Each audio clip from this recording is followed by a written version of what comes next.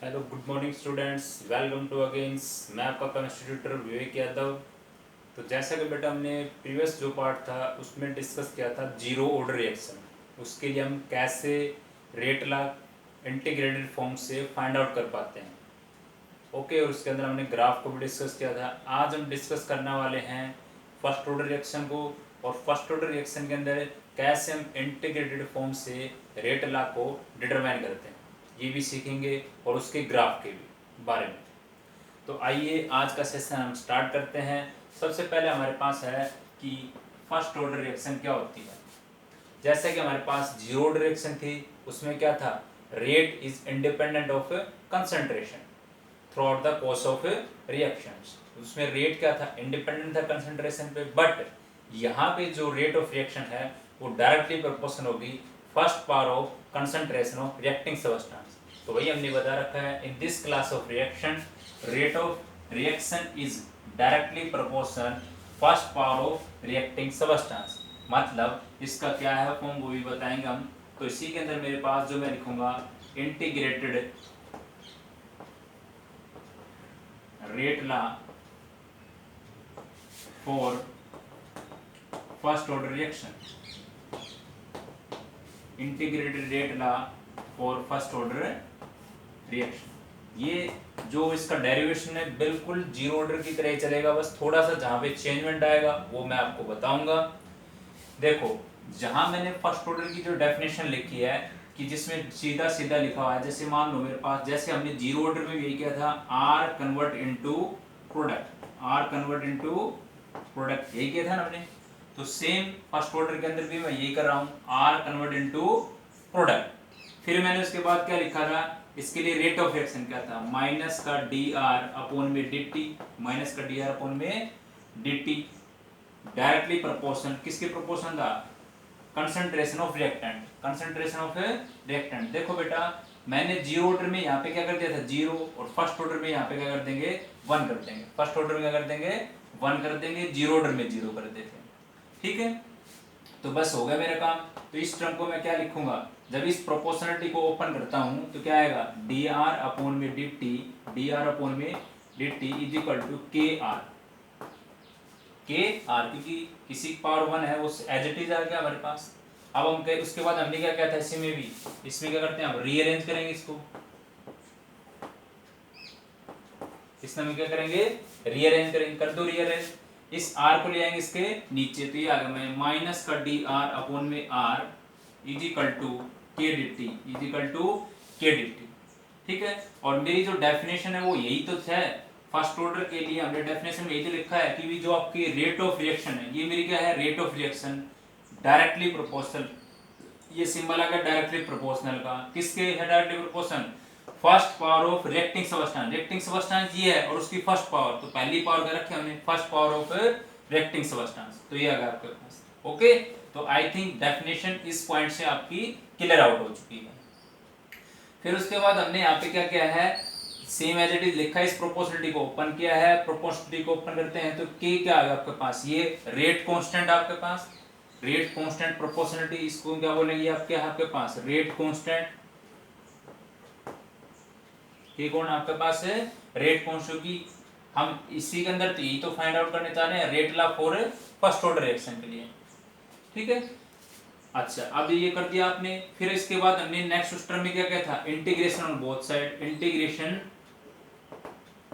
On both side, integration on both side कर दो integration. तो इंटीग्रेशन बोथ साइड करेंगे हमारे पास, तो ऐसे आ जाएगा माइनस का डी आर अपॉन में R is equal to K D T, ये मैंने इंटीग्रेशन कर दिया। अब एक चीज देखो, बस आपको यही देखना है, इसका इंटीग्रेशन क्या आएगा, इसका इंटीग्रेशन याद रखेंगे, इसका इंटीग्रेशन आएगा माइनस का एल एन आर, माइनस का एल एन आर। तो एक इंटीग्रेशन याद रखेंगे, जैसे उसमें हमारे पास सिर्फ क्या था, जो हमने उस दिन जीरो ऑर्डर किया था उसमें ये था डी आर का इंटीग्रेशन, तो कितना आ गया था, माइनस का आर, और बी वन अपॉन आर होता है ये आपके पास। जैसे अब की बार क्या है, डी आर अपॉन में आर, तो इसका इंटीग्रेशन जो वन बाई आर है उसका इंटीग्रेशन हमारे पास क्या आ जाएगा, L N R. L N का मतलब है नेचुरल लॉगरिथम, इंटीग्रेशन कांस्टेंट से ये कांस्टेंट बाहर आ गया, dt का इंटीग्रेशन वही t हो गया प्लस में i हमारे पास इंटीग्रेशन कांस्टेंट आ गया। इस इक्वेशन नंबर ध्यान रखेंगे, ये इक्वेशन नंबर फर्स्ट हो गया हमारे पास। इक्वेशन नंबर क्या हो गया आपके पास है फर्स्ट भाई। Minus D R upon R का इंटीग्रेशन ln r होता है नेचुरल, माइनस ये ln का मतलब है नेचुरल लॉगरिथम, और r के dt का इंटीग्रेशन t और i कौन है मेरे पास इंटीग्रेशन है कांस्टेंट। अब मैं कंडीशन लेता हूं इफ, अब वही कंडीशन लेते हैं हम, इफ r की जगह पे क्या पुट कर दें r नोट और t की जगह पे क्या पुट कर दें 0। अगर मैं कंडीशन लेता हूं इफ r की जगह पे इनिशियल कंसंट्रेशन जहां पे टाइम क्या मेरा 0 है, कर दो 0 पुट, देखो क्या आ गया माइनस का ln r नोट, क्योंकि r की जगह पे क्या पुट कर दिया r naught is equal to K, t की जगह पे क्या पुट कर दिया 0, प्लस में क्या आ गया i, प्लस में क्या आ गया i। तो यहां से मेरे पास i का मान क्या आ गया, यहां से क्योंकि k के साथ 0 करेंगे तो 0 हो गया, तो i का मान क्या आ गया माइनस का ln r नोट, माइनस का ln है r नोट, ये मेरे पास i का मान आ गया माइनस का ln r नोट। इस जो वैल्यू आई है मेरे पास माइनस ln r नोट, इसको हम पुट करेंगे, put this value equation first, equation है फर्स्ट, कर दो इस इक्वेशन फर्स्ट में पुट करेंगे क्या आ गया माइनस का ln r is equal to के टी, और भाई इस i की वैल्यू क्या है minus ln r naught minus ln r naught कर दिया। मैंने बताया था इस इक्वेशन जो ये बन के आई है, इस इक्वेशन को थोड़ा स्टार करके लिख लेंगे, क्योंकि इससे हमें एक ग्राफ बनेगा, इससे क्या बनेगा हमारे पास एक ग्राफ बनेगा आपके पास, ठीक है। तो कोई नहीं, इस इक्वेशन से वो बाद में हम कर लेंगे, ग्राफ की वाली बातें तो बाद में आएंगे हमारे पास। अब यहाँ पे हम आते हैं, ये जो इक्वेशन बन के आई हमारे पास, ये इक्वेशन अगर मैं इस माइनस साइन को अंदर एंटर करता हूं तो देखो यहाँ पे ये इक्वेशन आई मेरे पास माइनस का ln r is equal to के टी माइनस का ln r नोट। अब एक चीज और कर लेते हैं हम इसी के अंदर, अगर मान लो पहले लिख ही लेता हूं, चलो मैं फिर बाद में कर लेंगे इसको हम। यहाँ पे आपके पास माइनस साइन एंटर करेंगे तो ln r is equal to, but वो मेरे अभी वो मत करो उसको, अभी ये कन्वर्ट करो आप इसको। अभी हम करते हैं ln को कन्वर्ट करते हैं लॉगरिथम के अंदर, नेचुरल लॉगरिथम को कन्वर्ट करते हैं लॉगरिथम में, तो हम एक करैक्टर मल्टीप्लाई करते हैं 2.303 जब हम नेचुरल लॉगरिथम को लॉगरिथम में कन्वर्ट करते हैं, नेचुरल ये ln का मतलब नेचुरल लॉगरिथम में कन्वर्ट करते हो तो एक करैक्टर मल्टीसा से मल्टीप्लाई करते हैं, वो है 2.303।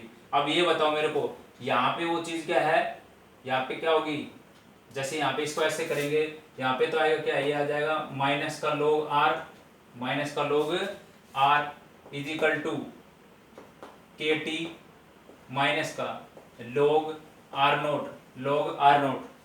अब एक बात ध्यान दो, इधर यहाँ पे जो 2.303 क्या आएगा, यहाँ पे भी आएगा और यहाँ पे भी आएगा आपके पास। ये लिखना चाहते हो तो लिख दो उसको, कोई दिक्कत नहीं है। 1 मिनट के लिए लिख देता हूँ मैं, 1 मिनट थोड़ा सा यहाँ पे लिखना चाहते हो तो लिख दो, माइनस का 2.303 log r is equal to के टी माइनस में 2.303 log r नोट। अब ये बताओ यहाँ पे ये दोनों टर्म क्या है मल्टीप्लाई में, अगर मैं इसके लिए करूंगा तो क्या आ जाएगी, नीचे डिवाइड में आएगी ना भाई, यहाँ पे तो मल्टीप्लाई में है तो यहाँ पे क्या आएगी डिवाइड में। तो बताओ मैं इस चीज को ऐसे लिख सकता हूँ, माइनस का log r is equal to के टी अपॉन में 2.303 और माइनस का log r नोट। ये ध्यान रखिए, मैंने नेचुरल लॉगरिथम को लॉगरिथम में कन्वर्ट कर दिया, करैक्टर मल्टीसा से इससे मल्टीप्लाई कर दिया भाई। यहाँ पे ये चीज मल्टीप्लाई में है तो मैं यहाँ पे एक चीज सोचो, ये मल्टीप्लाई का छोड़ो, अगर जिस बच्चों को ये भी समझ में नहीं आता तो भाई इस पूरी इक्वेशन को 2.303 से डिवाइड कर दो, 2.303 से डिवाइड कर दो। अगर डिवाइड करोगे तो यहाँ से कट जाएगा, यहाँ भी कट जाएगा, यानी इसके नीचे आ जाएगा बस, ठीक है। तो ये आ गया आपके पास। अब इस फॉर्म को कैसे लिखेंगे हम k इज इक्वल टू, क्योंकि मेरे को मान किसका निकालना है k का। और एक चीज और देखो, इस टर्म को हम क्या कर सकते हैं, देखो यहाँ पे ये वाली जो टर्म आपके पास, ये वाली जो टर्म है यहाँ माइनस से इधर जाके क्या हो जाएगी प्लस में, तो मैं ऐसे लिख सकता हूँ k t 2.303 is equal to log r naught minus में log r नोट माइनस में log r। भाई मैंने यही तो कर दिया, ये इधर माइनस में थी, इधर आके प्लस में हो गई बस टर्म। अब मेरे को तो मान किसका निकालना है, k का। किसका निकालना है, k का मान निकालना है। किसका मान निकालना है, k का। तो बताओ मैं इस तरह में यहाँ पे मेरी चीज क्या है, यहाँ पे मेरे पास ये चीज डिवाइड में, तो उधर जाके क्या होगी, मल्टीप्लाई 2.303 अपॉन में t। भाई जो चीज यहाँ डिवाइड में वहां मल्टीप्लाई होगी, और जो मल्टीप्लाई में वो क्या होगी, डिवाइड होगी। और यहाँ पे मैंने लिख दिया log, और इस टर्म को लिख दिया r नोट अपॉन में r। ये टर्म आ गया। इस फॉर्मूले को याद रखना आपको, ये जो फॉर्मूला है इस फॉर्मूले को याद रखेंगे, k is equal to 2.303 upon t log r naught by r आपके पास। इसको कई बार इसके यहाँ पे ये भी फॉर्मूला लिख देते हैं, यहाँ तक देखता हूँ फिर कहाँ तक दिखता आपको। या इसी फॉर्मूले को हम ऐसे लिख देते हैं, k is equal to 2.303 upon t log of a upon में a minus x, a upon में a माइनस एक्स। ये a अपॉन में a माइनस एक्स क्या कर दिया मैंने, भाई ये बता दिया। भाई r नोट की जगह पे तो क्या है मेरा a है, और r की जगह पे कौन है, a माइनस एक्स है। a माइनस क्या है, x है, वो मैंने पुट कर दिया a अपॉन में a माइनस एक्स। और भाई ये टर्म क्या, log m माइनस n, तो log m बटा n नहीं लिख सकता उसको, log m माइनस n है तो मैंने लिख दिया log m बाई n। और ये टर्म मैंने बिल्कुल क्या किया, देखो ध्यान देंगे भाई, मैंने कुछ नहीं किया, ये माइनस की थी इधर लेके आएगा प्लस की होगी, ओके। फिर मैंने क्या किया है, मैंने इस बेर को मान निकालना है भाई k का। किसका मान निकालना है, k का। तो ये सारे टर्म उधर जाएगी, ये सारे टर्म कहाँ जाएगी, उस साइड जाएगी। तो भाई ये नीचे डिवाइड में, तो उधर क्या होगा मल्टीप्लाई, और ये ऊपर मल्टीप्लाई तो क्या होगा डिवाइड। ये वाले term log m minus n को क्या लिख दिया, log m बटा n। और फिर मैंने ये बताया है r नोट की जगह पे a लिख दिया, और r की जगह पे क्या लिख दिया, a माइनस एक्स। कहने का मतलब r नोट क्या है, r नोट इनिशियल कंसंट्रेशन होती है, और r आफ्टर टाइम t। तो देखो हमने इसका integrated rate law for first order को ड्राइव कर लिया है। एक बार दोबारा से देखेंगे भाई, रेट कन्वर्ट इनटू प्रोडक्ट। फिर मैंने रेट ऑफ रिएक्शन को लिखा फर्स्ट ऑर्डर के लिए, इसके ऊपर फर्स्ट पावर कर दी। फिर मैंने इस प्रोपोर्शनलिटी को ओपन कर दिया तो रेट कांस्टेंट वाली ये हमारे पास आ गया कांस्टेंट प्रोपोर्शनलिटी। फिर मैंने क्या, इसको रीअरेंज, dr के नीचे आ गया r, ये आ गया आपके पास। फिर integration on both side, minus dr by r का इंटीग्रेशन है ln r, natural logarithm minus ln r, ये याद रखेंगे minus ln r is equal to k dt का इंटीग्रेशन, t है इंटीग्रेशन कांस्टेंट। फिर हम यहाँ पे क्या करते हैं, इफ t के यहाँ पे 0 पुट कर दें और r के यहाँ पे r नोट पुट कर दिया, तो हमारे पास ये आता है, t के यहाँ पे 0 पुट कर दिया, i का मान यहाँ से निकल गया माइनस ln r नोट। इस ln r naught minus ln r note की वैल्यू को पुट कर दिया इक्वेशन नंबर फर्स्ट में, कर दिया वही पुट, ये कर दिया। पुट करने के बाद ये आ गया आपके पास, पुट करने के बाद हम आ गए यहाँ पे। फिर मैंने क्या किया है, नेचुरल लॉगरिथम को लॉगरिथम में कन्वर्ट किया। भाई नेचुरल लॉगरिथम को लॉगरिथम में कन्वर्ट करते हैं तो एक कैरेक्टर मल्टीप्लाई से मल्टीप्लाई करते हैं, जो वैल्यू होते हैं 2.303, ये आ गई 2.303। भाई यहाँ पे सब जगह पे देखो, फिर मैंने ये लिख दिया, इसको मैंने बताया था यहाँ सीधा सा मतलब ये है, इस पूरी इक्वेशन को 2.303 से डिवाइड कर दो आप, तो भाई यहाँ तो 1 बच जाएगा, यहाँ पे 1 बच जाएगा, इसके नीचे आ जाएगा। फिर मैंने रीअरेंज किया है, इसको लेकर आया इस साइड में, तो ये माइनस का था, इधर क्या होगा प्लस में। मैंने लिख दिया इस टर्म को ऐसे, मेरे को मान निकालना है k का, तो ये वाले टर्म क्या हो जाएगा, ये नीचे डिवाइड है, उधर जाके क्या हो जाएगा मल्टीप्लाई, और ये मल्टीप्लाई है t, नीचे क्या हो जाएगा डिवाइड। और ये आ गई मेरे पास integrated rate law for first order reaction, मतलब k का मान ये आ गया। तो ये फॉर्मूला याद रखेंगे आप, 2.303 अपॉन में t log r naught by r, ठीक है। या ये भी वही बात है, सेम बात है, k is equal to 2.303 upon t log a upon में a minus x, a upon में a माइनस एक्स हो गया आपके पास। अब यहाँ पे जो ग्राफ मैं बनाऊंगा, एक तो मेरे को इस इक्वेशन की जरूरत पड़ेगी, यहाँ से बनाऊंगा एक ग्राफ में, एक ग्राफ रेट कंसंट्रेशन का हो जाएगा, और हाँ बस दो तीन, एक ग्राफ टी आपका बनेगा इसमें, एक ग्राफ किसका बनेगा, टी आपका। तो यहाँ तक का आई थिंक सभी को कंप्लीट हो गया होगा, एक बार अच्छी तरीके से देख लें।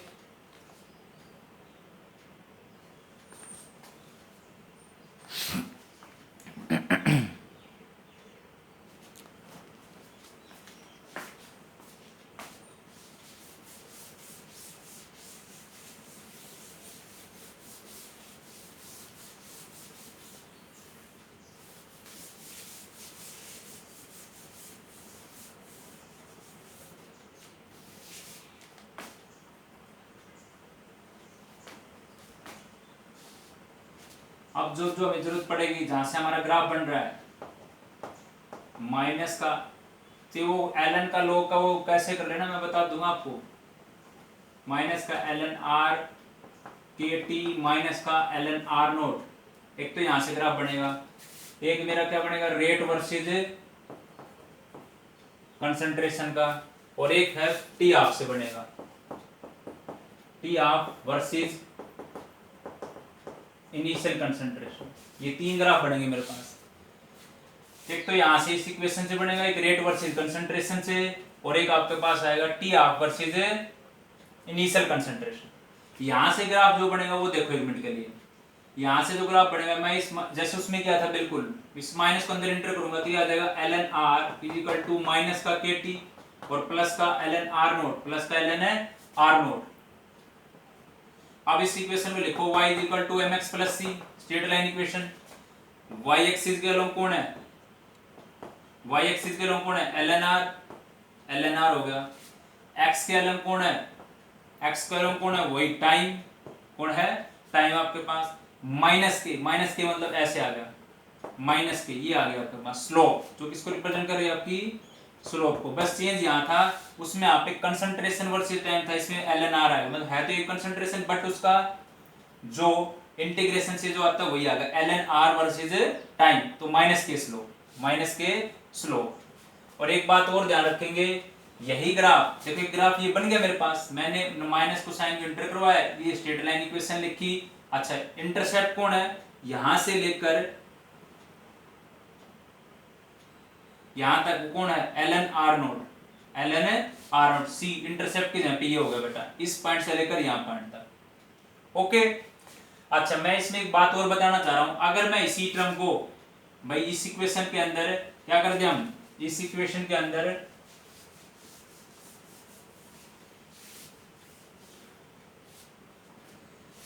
भाई यही जो टर्म था मेरे पास, अगर इसी के अंदर जैसे मैं इस टर्म इसी चीज को लिखता हूं, अगर मैं ln को कन्वर्ट कर दूं लॉगरिथम में, ln को कन्वर्ट कर दें मतलब नेचुरल लॉगरिथम को कन्वर्ट कर दें लॉगरिथम में, तो मल्टीप्लाई करते हैं 2.303 से, 2.303 से, तो भाई ठीक है कर दिया।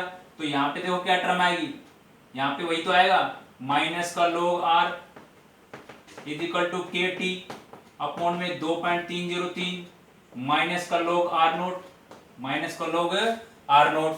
ठीक है अब इसके अंदर वही काम करेंगे, माइनस को साइन इंटर करवाएंगे तो इक्वेशन क्या बन जाएगी log r is equal to minus का के टी अपॉन में 2.303 प्लस में log r नोट, प्लस में log r नोट। अब ये बताओ इस वाली इक्वेशन पे y is equal to mx plus c लगाऊं मैं, ये वाला लगाऊं भाई, मैंने यहाँ पे चेंज इसलिए करके लेकर हूं, अगर ये ग्राफ ऐसे तो आ जाए तो ये बनाओगे, अगर इसी ग्राफ में ऐसे आ जाए मतलब ये वाली इक्वेशन मैंने क्या किया नेचुरल लॉगरिथम को लॉगरिथम में कन्वर्ट कर दिया, नेचुरल लॉगरिथम को लॉगरिथम में कन्वर्ट किया है तो 2.303 से मल्टीप्लाई करते हैं, तो भाई यहाँ पे मल्टीप्लाई आएगा यहाँ पे मल्टीप्लाई हो जाएगा। जब पूरी इक्वेशन को 2.303 से डिवाइड करूंगा तो यहाँ तो 1 हो जाएगा, यहाँ 1 हो जाएगा और ये नीचे आएगा।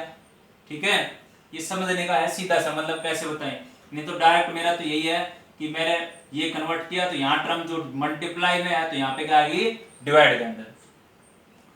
अब देखो अब हमारे पास इसको मैंने स्ट्रेट लाइन से कंपैरिजन करता हूँ, y की जगह पे कौन है log r, तो देखो ग्राफ क्या बन जाएगा यहाँ पे बस क्या आ जाएगा log आ जाएगा, क्या आ जाएगा log r। भाई x की जगह पे कौन है t, x की जगह पे कौन है t आ गया। अच्छा इंटरसेप्ट की जगह पे कौन है log r नोट, तो अब बस यहाँ पे भी चेंज हो जाएगा log r note, log r note. आज स्लोप की जगह पे क्या आ जाएगा माइनस के अपॉन में ये जो नीचे वैल्यू है ये भी आ जाएगी, तो इसका मतलब स्लोप आज इस चीज में ऐसे लिखोगे माइनस के 2.303, माइनस के 2.303 आपके पास, माइनस के 2.303 2.303, तो भाई ये ग्राफ है। तो कहने का मतलब सीधा सी ये हुआ, अगर यहाँ पे log r वर्सेस टाइम है तो माइनस की अपॉन में 2.303 आएगा, और अगर यहाँ पे ln r यहाँ पे भी ln है तो यहाँ पे सीधा माइनस की स्लोप आएगी, और अगर यहाँ पे log कर देता हूं, यहाँ पे log कर देते हैं तो यहाँ पे नीचे 2.303 आएगा। लोग के केस में ये आएगा, ये स्लोप है इसकी, फिर ये स्लोप हो जाएगी। ठीक है, मैंने दोनों तरीके से बता दिया है। इसके अंदर दोनों ग्राफ बना देता हूं, चलो मैं दोनों ग्राफ ही बना देता हूं, ये कर दिया। चलो अगर ln r वाला हो तो ये बन जाएगा माइनस के स्लोप, और ये यहाँ से यहाँ तक इंटरसेप्ट और टाइम। ठीक है भाई, ये हो जाएगा। तो एक ही ग्राफ है, बस चेंज यहाँ पे नेचुरल है, यहाँ पे लोग है। Rate versus concentration,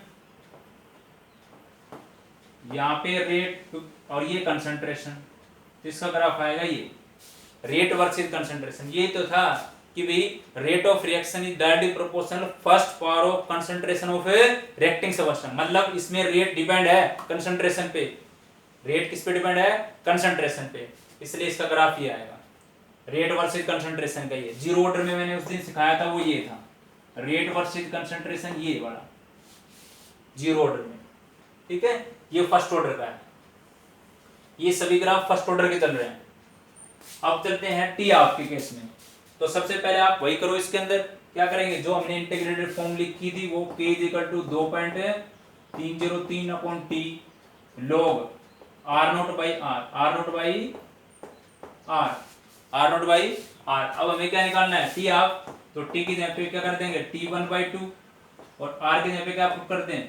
r0/2। जब मेरे को टी हाफ निकालना हो, हाफ लाइफ निकालते हैं, तो उसमें क्या बताया था? टू रिड्यूस द, मतलब क्या कर देते हैं हम, half the concentration of original value. जो ओरिजिनल वैल्यू है उसका आधा कर देते हैं। तो ओरिजिनल कौन है? ये रिया ओरिजिनल, इसका आधा r0/2। टी की जगह पे टी हाफ कर दियो, टी की जगह पे टी हाफ पुट करते हैं। जब टी हाफ निकालना है, मतलब टी की जगह पे टी हाफ पुट करूंगा तो ये तो आ जाएगा ऊपर, के कहां जाएगा? नीचे। 2.303/k log, ये आ जाएगा r0/2। तो भाई r0 से आपका r0 कैंसिल आउट, r0 से r0 कैंसिल आउट, नीचे जो 2 है वो ऊपर जाएगा, तो ये आ जाएगा टी हाफ 2.303/k log 2। और log 2 का मान कितना होता है? log 2 का मान कितना होता है? 3010। log 2 की जो वैल्यू है वो होती है 0.3010।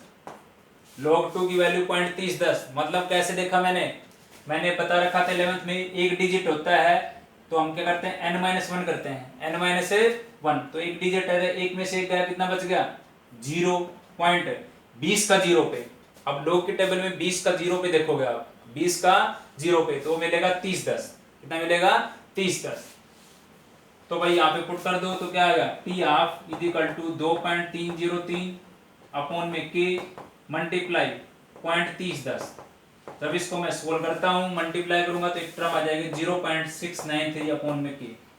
0.693/k, 693/k। देखो एक बार मेरा डेरिवेशन देखेंगे, मैंने अब सिर्फ यही किया है, टी की जगह पे टी हाफ बेटा, आर की जगह पे ओरिजिनल कंसंट्रेशन को आधा कर दिया। भाई ऊपर वाली ओरिजिनल थोड़ी है, ऊपर तो इनिशियल है, जो अंडे वाली है, यहाँ पे r0 लिखा हुआ है, वो कौन सी है? Initial concentration.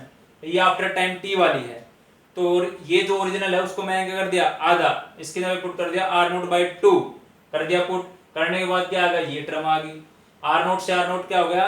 Cancel out, log 2 चला गया ऊपर, log 2 का मान है 3010, मल्टीप्लाई करेंगे टर्म आ गई 0.693k आ गया आपके पास। ठीक है, तो एक बार अच्छी तरीके से देखें, ये ग्राफ आपके पास एक ये है log r versus time, ln r versus time, rate versus time, और एक ग्राफ अभी आएगा टी हाफ वर्सेस इनिशियल।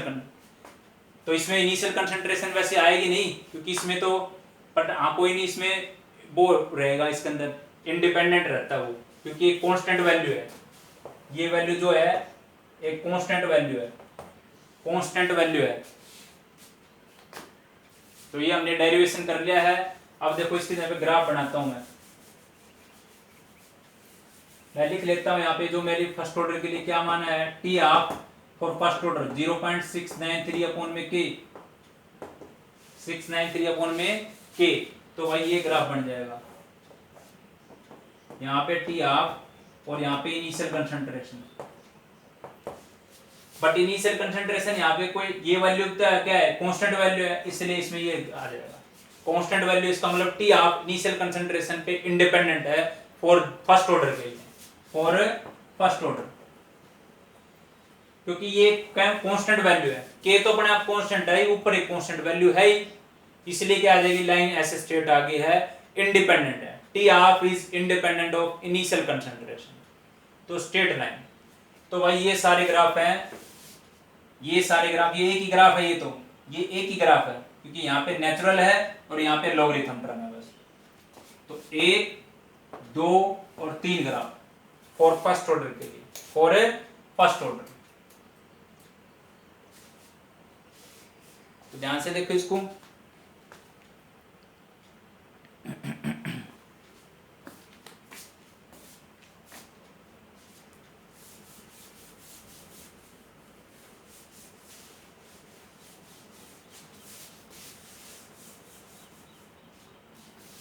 एक बार मैं यहाँ पे जीरो ऑर्डर फर्स्ट ऑर्डर के जो भी हमारे फॉर्मूले आए वो लिखता हूं, k equal to 1/t r naught minus में r, ये किसके लिए था, जीरो के लिए, इसका t आप जीरो का कितना होता है r नोट अपॉन में 2k, आज जो हमने किया फर्स्ट ऑर्डर के लिए k क्या होता है 2.303 बटे में t log of r naught by r, और इसका t आप कितना होता है फर्स्ट ऑर्डर का, इसका होता है 0.693 अपॉन में k। तो भाई ये फॉर्मूले ड्रा किया हमने, ये दोनों तो किसके लिए थे, जीरो के लिए, और ये दोनों फर्स्ट ऑर्डर के हैं, ठीक है। तो ये फॉर्मूले याद रखेंगे, क्योंकि इसकी वजह से हमारे पास जो न्यूमेरिकल फाइंड आउट होंगे, जैसे न्यूमेरिकल देखे कई बार आता है ग्राइंड बोर्ड में, इस टाइप से क्वेश्चन आता है, इसका न्यूमेरिकल एक करवाते हैं। देखो ये ग्राफ शायद आप तो हो गए होंगे, क्वेश्चन है द रेट कांस्टेंट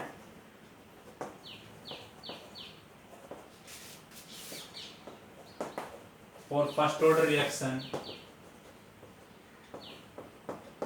इज 2.5 10 की power minus 14 S inverse. The rate constant for first order reaction is, ये दे रखा है, calculate T of for first order reaction. आपसे वैल्यू दे रखी है कि भी rate constant for first order reaction ये है, आपको टी ऑफ निकालना है। क्या निकालना है, टी ऑफ। आज ही मैंने आपको एक फॉर्मूला सिखाया है, t half is equal to 0.693 upon में के, 0.693 अपॉन में के का मान मेरे पास दे रखा है इसने, ये बोल तो रहा rate constant for first order reaction, और ये भी कंफर्म हो गया यहाँ से कि ये रेट कांस्टेंट फर्स्ट ऑर्डर का ही है, क्योंकि इसके पीछे यूनिट दे रखे एस इनवर्स, और ये किसकी होती है, ये अगर यूनिट होती है तो हमें पता लग गया ये फर्स्ट ऑर्डर ही थी। तो ध्यान रखेंगे, कर दो quote, t half is equal to 0.693 upon में 2.5 10 की power minus 14 s inverse. S inverse यहाँ पे इनवर्स में है, ऊपर जाएगा तो क्या आ जाएगा, एस आ जाएगा, कितना आ जाएगा एस। अब इस टर्म को सोल्व करोगे आप, 0.693 अपॉन में 2.5 10 की पावर माइनस 14, 10 की पावर माइनस 14, तो आपका आंसर आ जाएगा, आपका आंसर आ जाएगा। इस टर्म को आप सोल्व करोगे तो ओके। और छोटी कैलकुलेशन करने के लिए ऐसे कर लिया करो, जैसे मान लो 10 की पावर तो चली जाएगी 0.6 बटे में 2.5, ये पावर तो नीचे माइनस में ऊपर जाके प्लस में होगी, तो बस इस टर्म को सोल्व कर लो आप, 0.6 बटे में 2.5, आसानी से क्वेश्चन हो जाएगा आपका, ठीक है। तो भाई एक टाइप तो ये है केमिकल काइनेटिक्स में, एक टाइप इजी सी ये आती है, सीधा डायरेक्ट देगा आपसे, डायरेक्ट आपसे ये वैल्यू देता है रेट कांस्टेंट फर्स्ट ऑर्डर का। मान लो इस ऐसा क्वेश्चन उसमें भी हो सकता है, चाहे वो आपका फर्स्ट ऑर्डर के लिए आता है तो ऐसे आएगा बिल्कुल, ये वैल्यू देगा, ये वैल्यू आपसे निकलवाएगा, तो मान पुट किया आंसर, ठीक है। तो एक तो टाइप ये है इसके अंदर।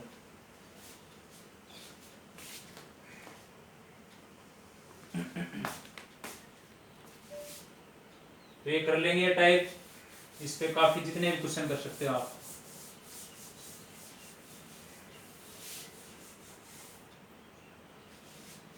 तो अगले जो नेक्स्ट हमारे पास होगा उसमें सिर्फ हम डिस्कस करेंगे न्यूमेरिकल सीरीज। तो अगली न्यूमेरिकल सीरीज क्या आएगी हमारे पास, जिसमें हमें चाहे वो जीरो ऑर्डर का हो चाहे वो आपके पास फर्स्ट ऑर्डर हो, उस पर बेस्ड जो न्यूमेरिकल है वो डिस्कस करेंगे। एक टाइप मैंने आज करवा दी है। थैंक यू, आज के लिए धन्यवाद।